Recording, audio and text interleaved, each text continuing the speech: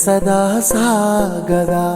ఇదే కదా నీ కథ, ముగింపు లేనిదై సదా సాగదా. నీ కంటి రెప్పలంచున మనస్సు నిండి పొంగిన ఓ నీటి బిందువే కదా నువ్వెతుకుతున్న సంపద. ఒక్కొక్క జ్ఞాపకానికి 100 ఏళ్ల ఆయువుందిగా, ఇంకెన్ని ముందు వేచనో అవన్నీ వెతుకుతూ పదా. మనుష్యులందు నీ కథ మహర్షిలాగా సాగదా. మనుష్యులందు నీ కథ మహర్షిలాగా సాగదా.